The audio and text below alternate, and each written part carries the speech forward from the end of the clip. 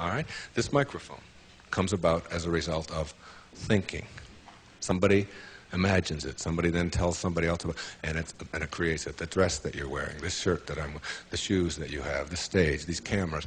Everything that you see that wasn't given to us was created by man as a result of the way that we think,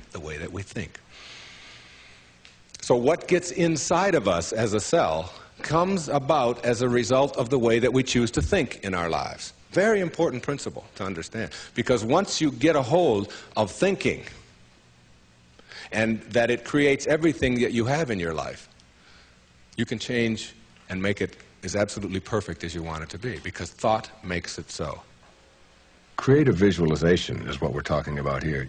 The imagery, or the image that you have of anything in your life is really like mental behavior. It's like going out and practicing. If you go out and practice with a basketball, shooting free throws over and over again, that's physical practice. Imagery is mental practice. It's mental behavior. When you have an image that you can succeed at something, when you have an image that you can do it rather than that you can't do it, when you get into your car and you have an image that you're going to find a parking place rather than that there'll be no place to park, so you're not looking for no place to park, you will start acting on the image that you have, very much like you will start acting on the practice that you have when you're shooting baskets or when you're hitting a forehand or working on your soup or anything else that you're doing. Bucky Fuller, who I served with on the Hunger Project Advisory Council for 9 years, who died not too long ago, said that 99% of who you are, you can't touch, you can't see, you can't smell. 99% of you is untouchable, unsmellable, invisible. It is what Ken Kais has called your conscious awareness. It's what looks out behind those eyeballs. What is that? It isn't cells. It's some kind of conscious awareness that you are. And make no mistake about it, you've occupied a whole lot of bodies already. Now, this is not reincarnation talk. Although, I don't know about this reincarnation. People ask me if I believe in it. I say, well, I taught in a junior high school in the inner city of Detroit for 4 years. And I saw those dead bodies come to life every day at 3 o'clock. So I believe in reincarnation, all right?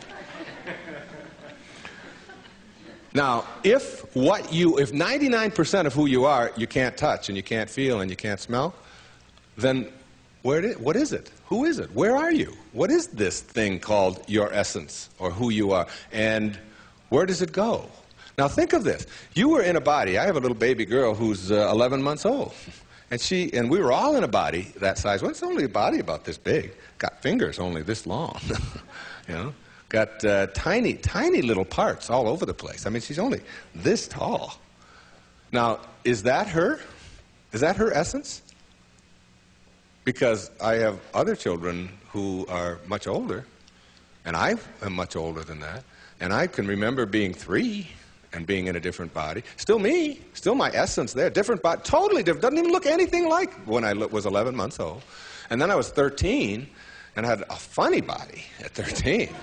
But still my essence was there in a whole new body. Hairs growing all over the place that I didn't understand, all kinds of things happening to it, you know. Then hairs falling out of it later on, you know.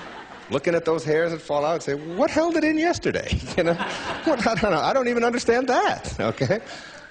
And so it's like who I am has been in many, many bodies already, all right? And that essence, you see, everything on our planet that is alive can never die. It can never die. Life doesn't die.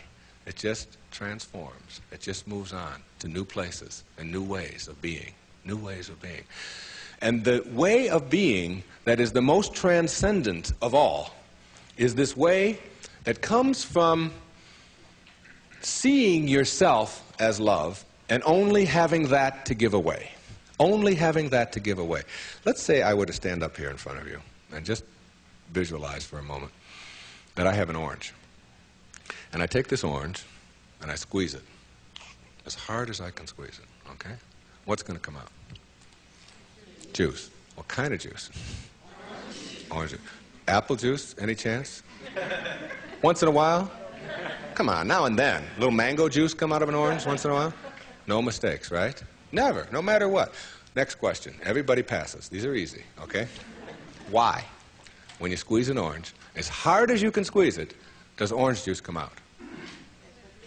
Because that's, not because it's an orange, because that's what's inside, isn't it? On our planet, when you squeeze something, what comes out of it is what's inside. Not too difficult, all right? Does it matter if your mother squeezes the orange? Does it matter what instrument she uses? Does it matter if you just had your period and then you squeeze an orange? Does it matter if your boss squeezes it? How about if your kids do it? Your kids squeeze an orange. Does it matter? Does it matter what time of day? Suppose they do it at noon, all right? How about at 4 in the morning? Does that matter? Whenever you squeeze an orange, the only thing you get out is what's inside, right? No arguments. Same thing works for you. Same principle works for you. It's a principle of the universe, all right? Someone squeezes you. That is, someone puts pressure on you. Someone says things about you that you don't like. Someone puts tension on you, whatever. Your boss says something to you that you don't like. And out of you comes anger. And out of you comes hatred. And out of you comes fear. Or out of you comes stress. Or out of you comes tension. Why? Is it because of your boss? And the way they squeeze you? Never. Is it because of your mother? I mean, she really can be a pain sometimes, right? Is it because of your children? No. What comes out of you always when someone squeezes you is what's inside. This is the vital principle of being a no-limit person. It's so crucial to get this and understand that. That if you have any hatred in your heart for anyone in this world, or any anger, or any fear, or any of those things, it has nothing to do with the rest of the world. It only has to do with what you put inside. Now, how does what gets inside of you get there? That's the key. How does it get there? As you think. Only as you think. You see, there's no anger in the world. There's no stress in the world. There's no tension. It's perfect. We've already established. It's a perfect place. It works just fine. It's all flowing the way it's supposed to flow. The evidence for it is, it is. That's all the evidence you need. Just look around you. Everything out there is a miracle. Everything, including you. There are no mistakes. It's all perfect.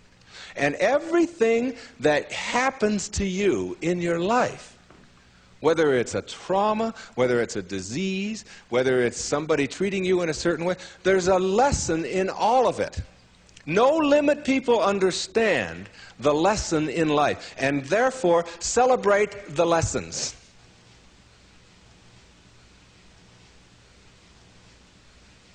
It's true.